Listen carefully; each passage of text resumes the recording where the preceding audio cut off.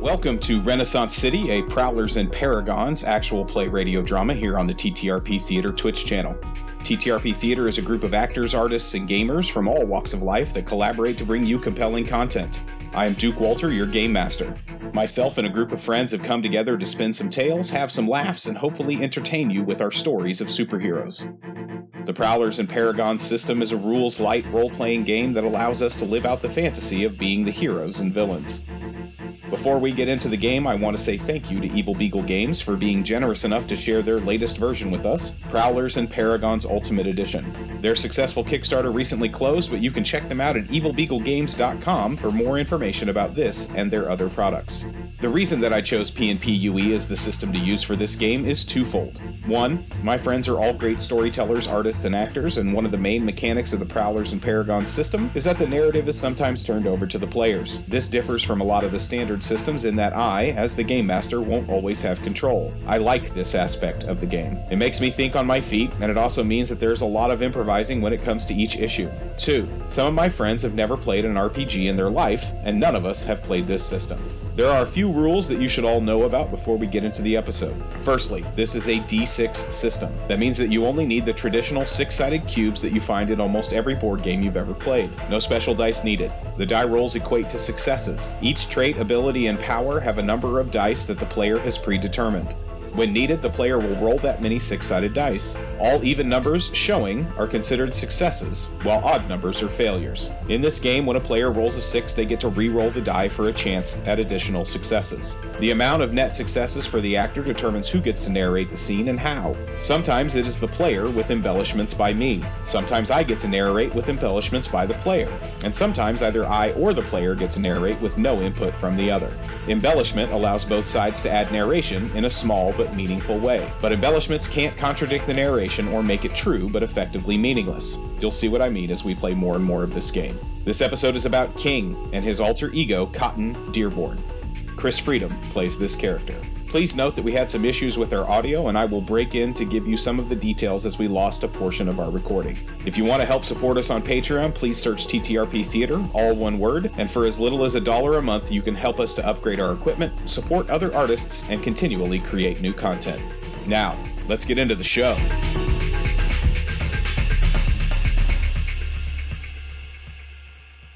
Welcome back to Renaissance City, our Prowlers and Paragons actual play podcast, I guess. Is it a podcast? It's not really a podcast. My name is Duke Walter. I'm the game master, and today we are doing a 0 session for King, or Cotton Dearborn. I'm joined by Chris Freedom.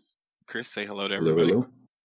You've made some interesting choices for your character. One of the things that you can do in this game system as a flaw, you can choose to have an alter ego. Chris is the only player that has chosen to do that in this game.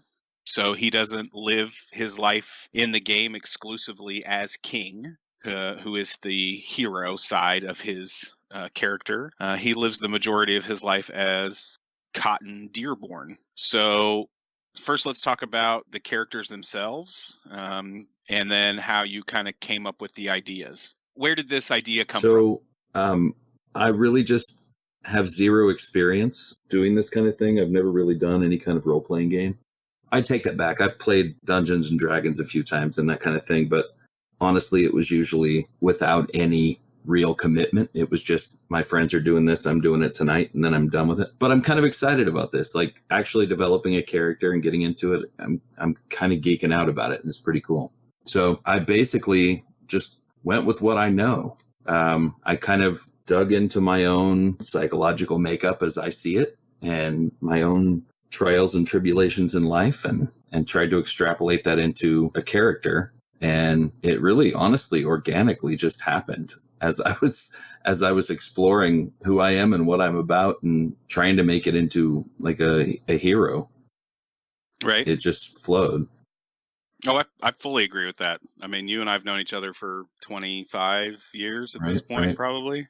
Yeah. So as you were coming up with these ideas, I totally saw some of the parallels into you as Chris. So Cotton is definitely more of a psychologically based hero. You have much more limited abilities than what your king form has. But it's still some interesting choices that you've made. You have a mind blast, you have mind control, and you have telepathy. But your telepathy has an interesting drawback to it. Can you talk about that a little bit? Some of the things that you call drawbacks, I just see as like a natural way it would fit together. When I'm in a room with someone, actually, I don't remember what the range is on the stuff. So that's an interesting point. In Dungeons and Dragons, everything is marked out in these kind of 5 or 10 foot plots, right? Whereas in this game, it isn't set up that way. So you are within a touch range of someone, which means you're relatively close to them, usually within 20 or 30 feet. Then you're within basically like a visual range of someone. So you can see out, maybe 60 to 100 feet. And then there's basically the you can't get to them range after that. It's not designated in feet or meters or, anything like that. So for this power, it's basically anybody within your visual range. So if they're relatively close to you, then you'll be able to affect them with this telepathy power that you have. Right. So basically, in real life, I'm a very empathetic person, and I can feel a room, and I can light up a room, and I can put a room to bed just because I'm a really loud, emotional, expressive kind of person. And I was just trying to translate that into a hero situation. And so basically, anyone within that sight range, I can perceive what emotions they're having, and I can affect the emotions that they are about to have. But the limitation is that I'm limited to being able to move an emotion from somebody in my sight range to another person in my sight range. I generally don't just conjure emotions from scratch. It just doesn't work that way. Right. So you can be in a room of 20 people, and if you feel sadness in someone over here and you feel anger in someone over here, and maybe you feel lust in someone over here, you can tune into any of those 3 emotions, and you can take that from them and you can spread it out into the area around you. Boom. Orgy time. Right. So you can take that person. Exactly. You can take that person that's feeling lust, and on your successes, you can spread that out to anyone within your range around you.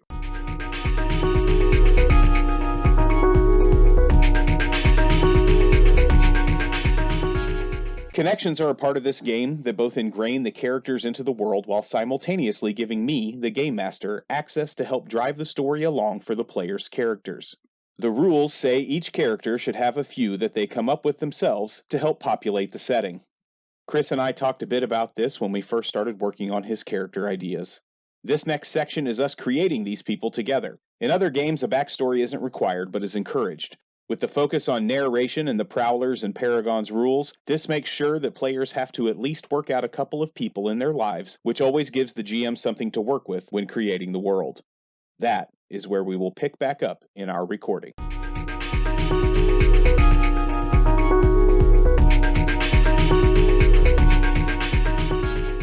See it, and I didn't prepare for this because I'm just kind of lost with it a little bit. Are we talking family? It can be a family member, sure. Okay. We have some other characters who have a lot of family connections within the city. We have, I do know that one of your connections is going to be Raymond, who is another hero within the city. We'll get more into that as we do Raymond's Zero session. One of the things that I thought about, and I don't know, I don't really know if we've talked about like what Cotton does for a living or anything like that, but I thought that possibly someone at one of the hospitals might be a connection for you. A psychiatrist or psychologist, someone working at Park Davis. I've spent a lot of time trying to figure out how to navigate. I mean, I'm still on the down low, but I can go in there and have those conversations of like, how do I survive with an overwhelming empathetic viewpoint and like a dark side kind of thing. Yeah. I've been working through it. Okay. So let's say that you have a connection to a psychiatrist or psychologist at Park Davis Hospital. What is their name? I'm coming up with a name. It's okay. So, Dr. Brown is the woman that I've been seeing for since I was a teenager. Okay. Her first name is Ingrid. I'm okay with that. And every time I hear it, I just kind of wrinkle up my face because she's always just Dr. Brown to me. Like I don't know her as anything more than that. It's always weird to me. So are we developing more about her or? Yeah, just a few details. Is she sympathetic? Is she, cold and standard? Is she? No, she's. What kind of a person is she to you? She's always been like my bail me out of an emotional crisis person. If I were to knock on her door after hours, like she's made herself that available to me. So we kind of got into it a minute ago. You were talking about connections to family. I have a cousin who is in the money and is in the political connection, Daniel Dearborn, and he and I were childhood friends, and we were kind of raised together. And he knows about me. He knows what's up. I trust him. He's always been good to me. What was it like growing up for Cotton? I was really close to my dad when I was young, and he and I did everything together. And when I was 6, he died in a freak accident. That's what separated us from family. Like Dearborn family kind of kept us at arm's length after that. Do you know why they kept you at arm's length? I don't really know 100%. Without the connection of dad, like we're no longer as in as we were before kind of thing. Gotcha. Well, and I feel like my mom was always just kind of, the woman that he married. Like she had never really been brought into the fold. He was the connection to the family. So when that went away, we just weren't tight anymore.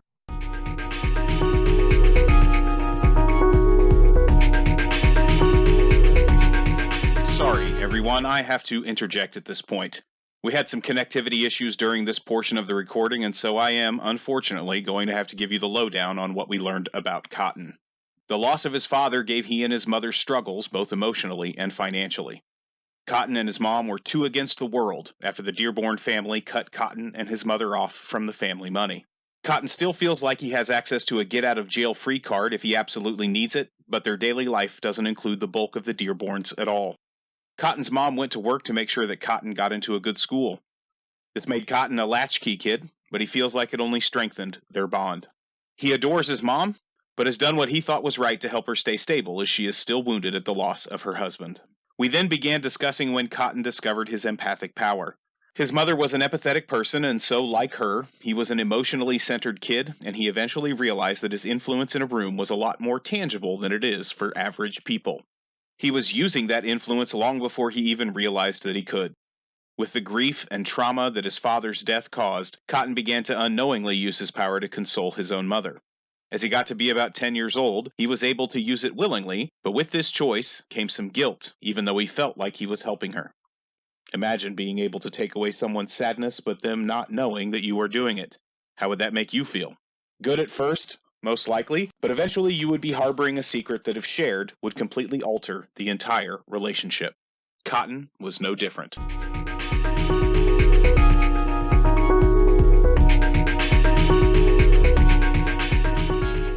So you've been on your own throughout most of your days. You're going to school as a kid. You start to realize that you are able to control this empathetic power that you have. And you've used it to benefit yourself several times. You've also used it to benefit people around you. I think that once you're aware of it, you absolutely try to take away grief and sadness from people when you can, and maybe try to de-escalate some situations. If you happen to come across them, get bullies away from other kids, or exactly. Yeah, I mean, and it also has helped to keep you safe several times. It's not that it's unusual to see a 10-year-old kid, walking by himself during this time period, but it doesn't mean that it's safe for a 10-year-old kid to be walking by himself during this time period. Do you walk home from school? Do you take the streetcars home? How is it that you get about the city from school to home typically? Well, I mean, I have to take a streetcar for one big portion of it, but most of it's walking. Okay.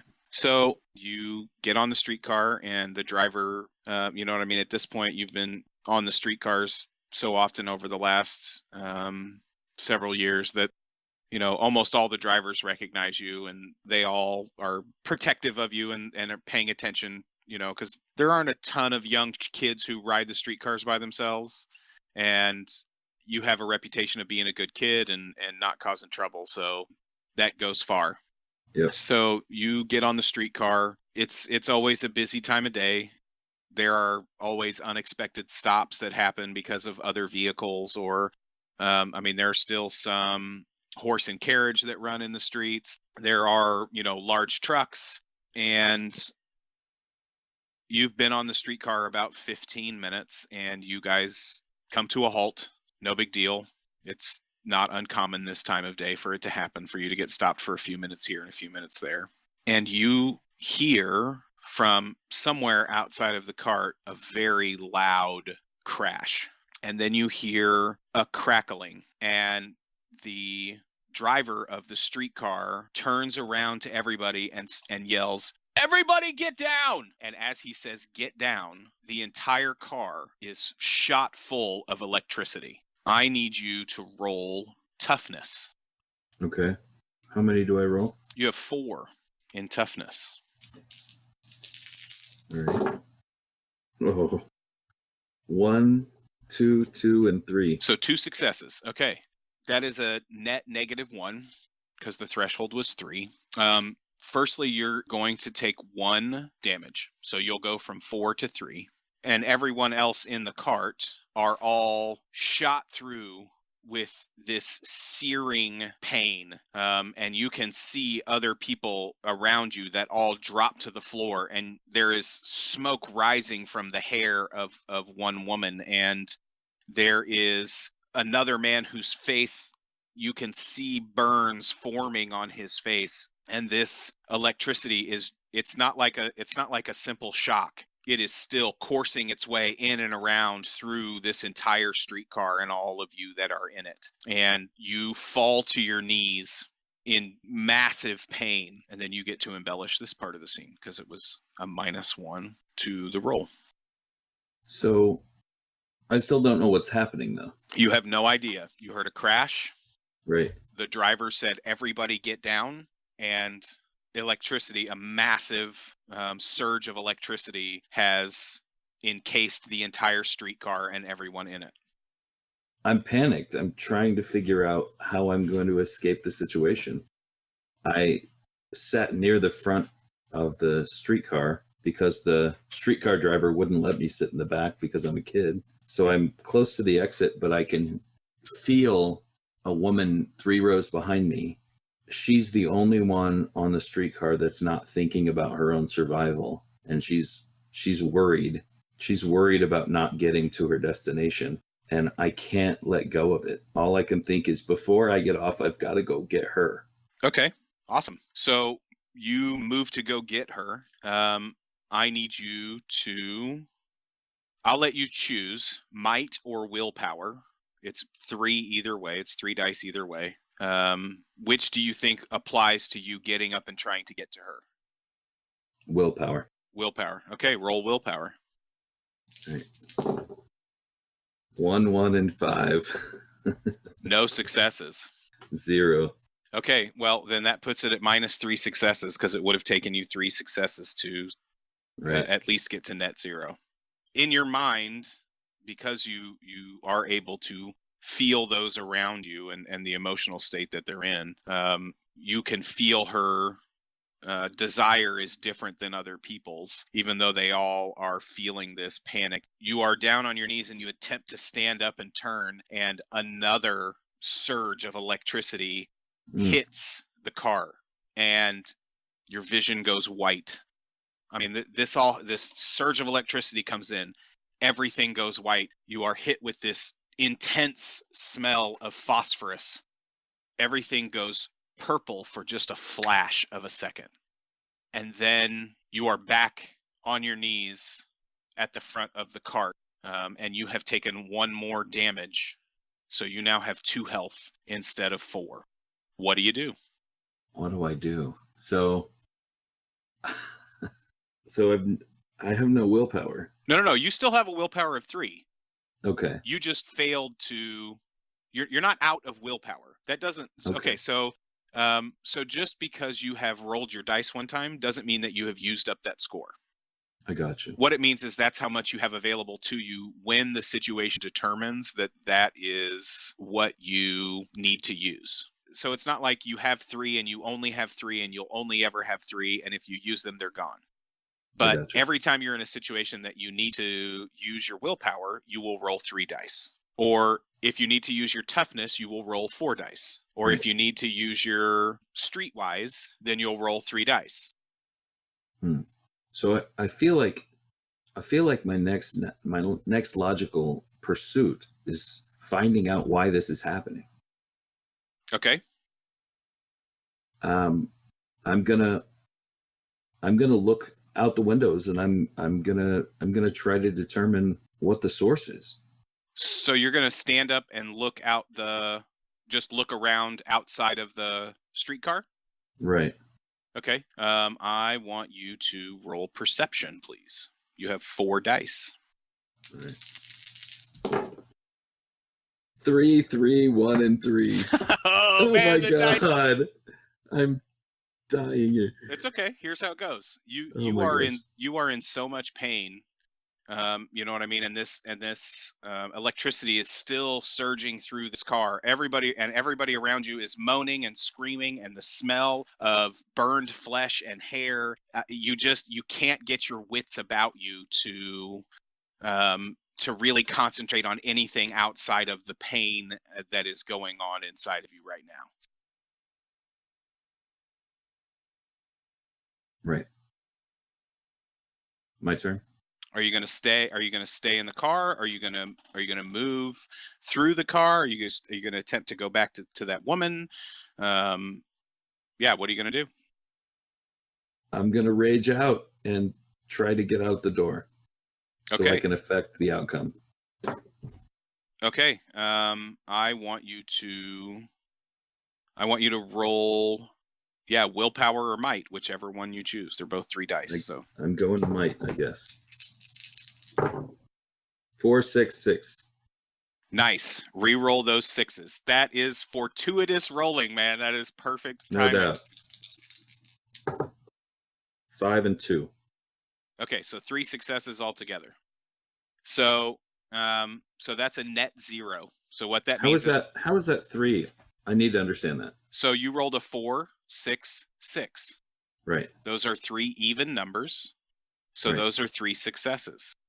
Yes. You re-rolled the 6s, and you got a 5 and a what? Oh, you got a 5 and a 2, right? Yeah. Oh, then that's 4 successes. My fault. Okay, that's what I thought. Okay. Yeah. Okay. So you got 4 successes. Okay, so we're at 1 net. So that means that you get to narrate. I believe that's right. You get to narrate and I get to embellish. Gotcha. So I'm really hesitant here, not knowing how much of the story I should or can create. I don't want to step on. Here's the thing. The story's toes. The beauty of this game is that we are all creating the story. I promise you that even if you throw me a complete curveball, I will react and we will move forward with it. I got you. It's just a foreign territory. I'm trying to figure out how to navigate it. Yeah, I get it, man. It's why I love the fact that I have someone like you in the game, because as someone who, and again, none of us have ever played this system before, right? But the fact that you've never really been immersed in any kind of role-playing game whatsoever, you bring a different perspective, and you will come up with some interesting and out of the box ways to manipulate yourself within the system. And I absolutely love it. I love that opportunity to play with someone who doesn't have any preconceived notions about what this is. Okay, let me make sure I'm right. Yeah, so one net success is you narrate and then I get to embellish. So I dig deep and I force myself to the door and I push out the door and I'm standing outside and I'm no longer feeling the shock of the electricity. I'm looking around trying to see what the cause is. And I realize that I just don't feel myself anymore. I'm changing and I don't know what it's about. I don't know why. I don't know what's happening. All I can think about is that lady and figuring out how to help that lady. But I still don't know why the electricity is coming. So you have made your way out and you're standing in the street and you hear a second crack and it draws your attention behind you.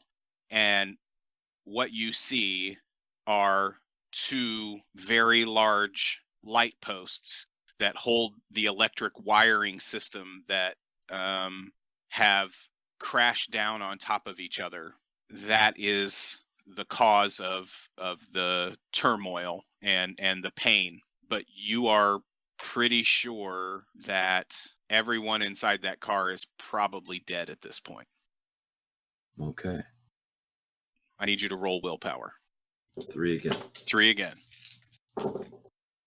2, 1, 1. 2, 1, 1. Okay. So this threshold is a 5, and so you have -4 successes. In the moment that this second post comes down and you see this continued surge of electricity, you don't hear any more screams within the car that you were in, and you have this overwhelming sense of dread and anger that rise within you. And once again, your vision goes white. And then you see within that white, that same flash of purple. And when you come out of that flash this time, you are no longer a 12-year-old Cotton Dearborn.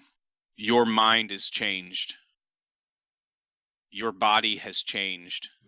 And standing in the middle of the road is a 7.5-foot tall, lion-headed warrior.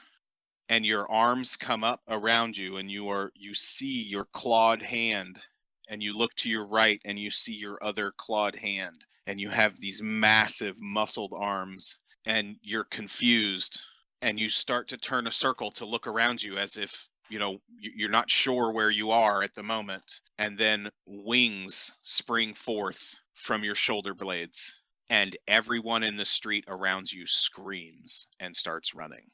What do you do? At this point, all I can think about, I'm freaking out about the change, but all I can think about is I had a task, I will complete the task. Period, end of statement. I somehow instinctively fly up and throw the poles to the side so they're no longer making contact. Okay, I need you to roll a might roll then. You have 7 Okay. You have 7 dice in this form. Got it. Okay. 4, 4, 2, 6, and 3 odd ones. 4, 4, 2, 6. Uh-huh. Okay, re-roll your 6. A 3. Yeah, so that's going to be 1 net success. So you get to tell it, but I get to embellish. Gotcha. So I go up. I throw the poles away from the trolley. It's no longer making contact with the trolley. I know it's a lost cause at this point, but I'm moving on. Task accomplished. The only thing I can think now is just fight or flight, and I want to get the heck out of there. So I start to take off. My instinct is to fly, but it's drawing too much attention. So I want to go back down to the ground and run. Okay, you take off running. You're not thinking clearly, and this is you're so used to just getting on the streetcar and riding the streetcar that you aren't even exactly sure where you are at this point, because you're still the mind of a 12-year-old.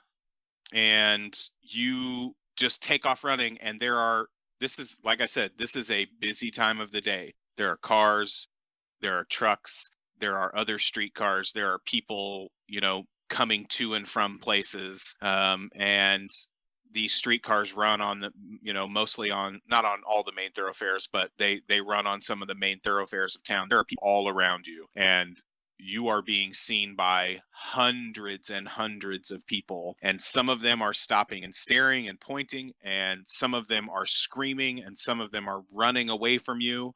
And there are a few police officers who draw their weapons and start and aim their weapons at you as you are running down the street. What do you do? So I'm panicked. All I can do is run or fight at this point.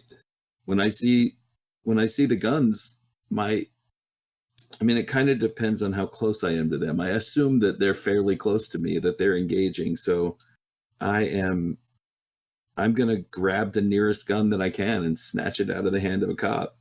Okay. And throw it away. Okay. So I want you to first make an agility roll. So that's 5 dice. Okay. 6 and a 2. So 2 successes? Yep, 2 successes. Oh, but a 6. Do I roll a 6 again? Yeah, you roll the 6 again. Oh, and it's a 5, so 2 successes. Okay, so that's I was going to make it hard to do that, to make your way through the crowd to get to the officer to grab a gun. So that's going to be 0 successes, because the threshold was 2. So I'm going to tell this part, and you're going to get to embellish. Okay. You see the closest officer to you, and he has a pistol drawn, and you go to make your way toward him. And as you do, you aren't paying attention to the people that are in your way, and you knock over an older man who falls to the ground, and the officer fires a shot at you. I need you to roll your toughness, please. Okay, how many? Your toughness is 6. Okay. 5, 5, 3, 1, 4, 2. So 2 successes? Yep. Okay. You still get to embellish this part, but you are going to take 1 damage from the gunshot. So I'm hit. The pain is incredible. Never imagining what it would feel like to be hit by a bullet. It's searing pain, but I look down at the old man that I've hit, and I'm completely unfazed. At this point, I don't have time to mess with that guy. I'm moving on. So I run. I dodge the other police officer. He makes a swipe at me, and I run down this next alley, just trying to get where people can't see me. Okay. So I want you to roll. If you're going to keep running, I want you to roll agility. Okay. You have 5 dice in agility. Yahtzee. I got 5 5s. You got 5 what? 5s. You got 5 5s. Yeah, I just fell on my face. That that is what happens. You're wounded. The pain is searing. The crowd is panicked and running in all directions, trying to get away from you.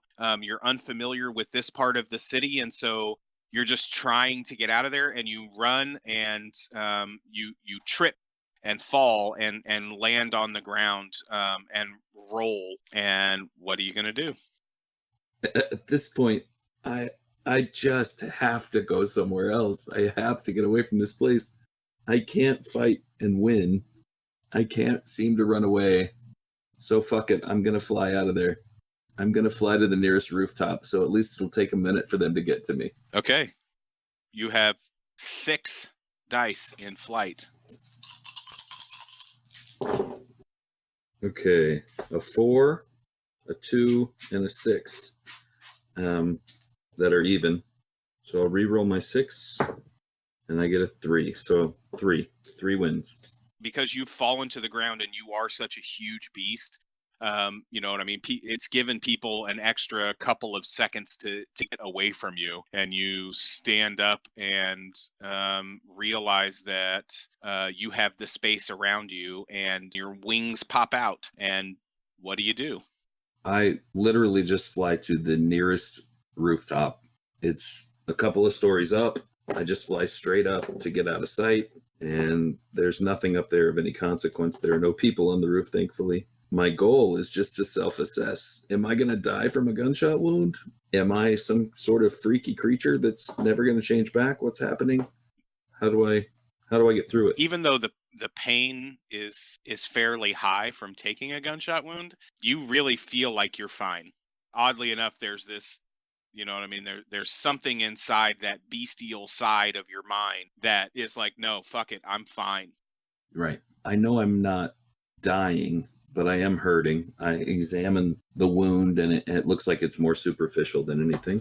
I basically sit down and just start checking myself out. What the hell? I have giant claws. I'm a beast. Who is this creature? And as I'm thinking about it, I'm remembering the flashes of purple that happened to me during the electricity, and I feel like somehow that's related, and I can't quite make sense of it. I have the image in my mind. It's just like a loosely a figure in that purple haze, and I don't know what it is, but I know that's where the mystery lies. And so just as I'm sitting there assessing myself and getting in my own head, I slowly change back into Cotton Dearborn. What's it like when you change back into Cotton?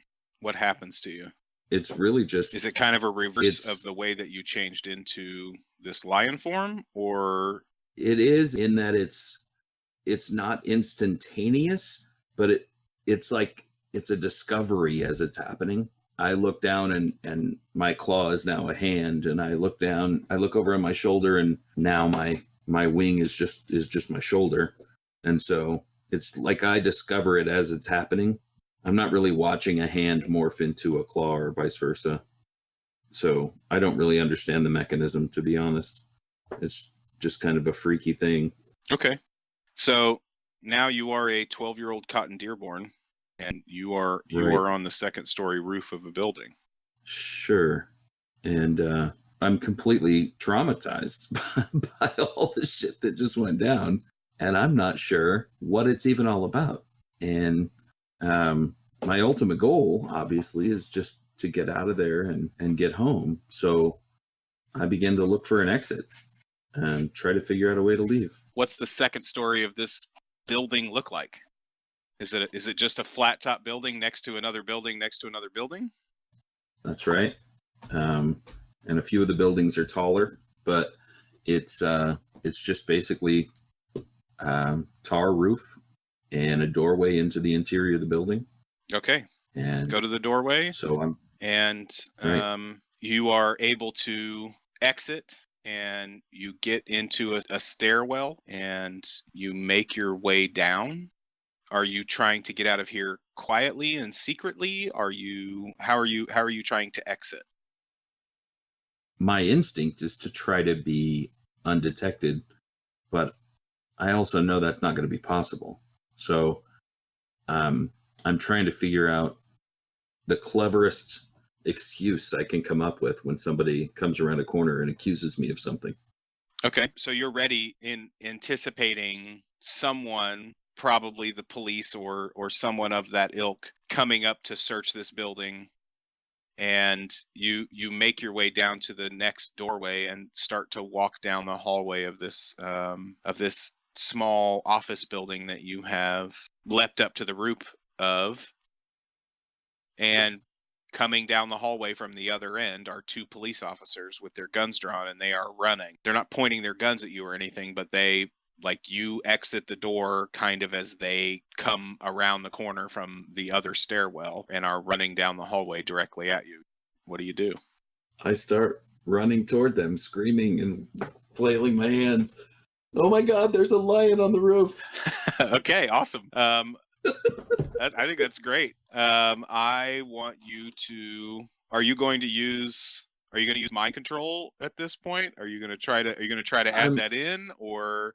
I'm prepared to. I perceive that they're both scared and that they both want to get home safely to their families, and I want to help. While I'm worried about me getting loose, my empathy's back in full force, and I want to help them feel safe. So that's all I can think about. Unfortunately, I'm not perceiving a whole lot of other emotions to tap into yet. There's some stuff going on behind doorways, but I don't have a clear picture of what else is going on just yet. You're trying to trick them, and okay, then I'm going to make a roll. Okay, I rolled a 1, 4, a 5, and a 5. So, yeah, so narrate this part of the scene. So the cops come around the corner, you go running at them, arms waving and screaming, "There's a lion on the roof." All I had to put around me was basically the clothes that I snatched off of a clothesline on the roof. And so I look a hot mess. I do not look like your standard 12-year-old kid. So they're very suspicious. And they're also very eager to go get this lion. So I can tell that they don't trust my answer, but they don't have time to fool with me. So they run up to the roof, run past me, and I'm on my own. I slip out downstairs, and I'm trying to go in the general direction the trolley was going in. But again, I'm pretty lost. So I'm trying to stay out of the public eye and make sure there's not anybody who suspects that I'm any part of that anymore. Okay. You get down to the street level, and there's still some general panic, and people are standing across the street and pointing up, and there's obviously chaos, and there are some police officers, and you can hear some sirens, and there are three police cars on the street, and you saw the two officers that went upstairs, and there are three more officers in the street, kind of behind their cars in the standard FBI pose, guns pointed at the roof, all looking directly up, and you make your way out and kind of hurriedly, quietly, occasionally looking over your shoulder, making sure nobody's following you. And you get out of that area and start trying to find your way home. I can feel the swirling of emotions around me in the street. Everybody's panicked and everybody's worried. And there is a blind man sitting at a table next to the building I'm running past. And he seems honestly completely oblivious to the whole thing. He's obvious that there's something going on, but he's got a I could care less attitude because it isn't affecting him. I take his emotion and basically I throw it around the intersection, trying to affect all of those panicked people in the road so that hopefully they'll be less likely to pursue it and make a big deal about it going forward. Okay. I'm hoping that they're gonna not care. Yeah. All right. You roll. You have seven dice as far as that is concerned. So roll your 7 and let me know what happens. Okay, 3 2s, and that's it. Everything else is odd. Man, the dice are not your friends today. It's odd dice day for Chris. That's okay, man. That's how it works. Funny. So 3 is the threshold that I would have set for that. It's kind of a daunting task because, there are so many people, and there was a gunshot in the street, and the light poles that have fallen, and the electricity, and there is an entire car of dead people. I mean, so the crowd is in utter panic.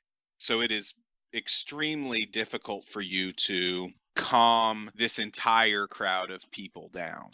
But you are still able to spread it around enough so that instead of it being riot level, you've brought it down to a group of very concerned people. So my next plan is to figure out where I'm going. I do know my neighborhood. So I approach another police officer, one that's walking away from the scene, and I ask him which direction to get to that neighborhood. At this point, I know they're not on to me, so I may be able to appeal to their concern for a kid that looks like he doesn't have his shit together. Okay. Yeah, the cop, he's kind of taken aback with you. He's trying to do a little bit of crowd control himself. And he's like, "Yeah, kid, get out of here. Dearborn's west. Dearborn's west. Head that way."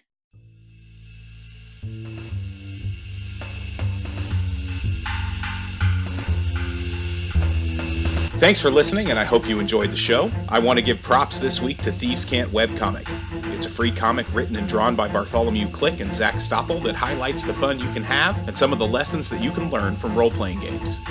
They also produce some wonderful homebrew for D&D 5e, and you can check it all out at yesthievescan.com. That's YesThieveScan.com. Yesthievescan.com.